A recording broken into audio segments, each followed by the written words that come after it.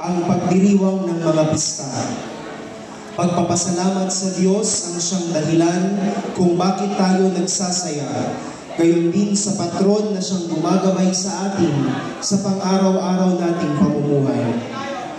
Upang mapanatiling buhay ang diwa ng kultura at tradisyon, inilulunsad ng ang Bagwis Festival sa karangalan ng mahal na patron San Miguel Arcangel. Ang salitang Bagwis ay ang mas malalim na salin sa Filipino ng salitang pakpak.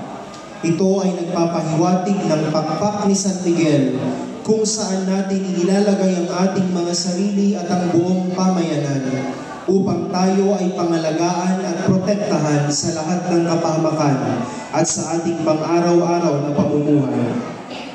Ang ating mahal na patron na si San Miguel ang sinasabi ng banal na kasulatan na pinuno ng hukbo ng sangkalangitan na tatalo sa mga kampon ni Satanas. Ang unang bahagi ng sayaw ng Bagwis ay ang war dance na nagpapahiwatig ng pakikipaglaban ni San Miguel Arcangel at ng kanyang hukbo sa mga diablo na nagtatangkang ipahamak tayo at ibulit sa impyerno.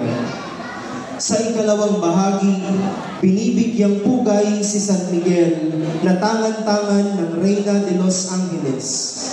Ang Reyna ay sumisimbolo sa mahal na Birhen. Bilang Reyna ng mga anghel, tinutuwangan niya si Miguel sa kanyang pakikipaglaban sa kasamahan. Ang huling bahagi ng sayaw ng Bagwis ay ang pagtatagumpay ng kabutihan laban sa kasamaan na siyang pangunahing mithiin ng ating mahal na patron na si San Miguel Arcangel. Sa kauna-unahang pagkakataon, ating ilulunsad sa ating komunidad ang isang tradisyon na huhubog sa ating kamalayan sa pagdidebosyon sa ating mahal na patron na siyang pinakatampok ng ating mga pagsasaya at pasasalamat.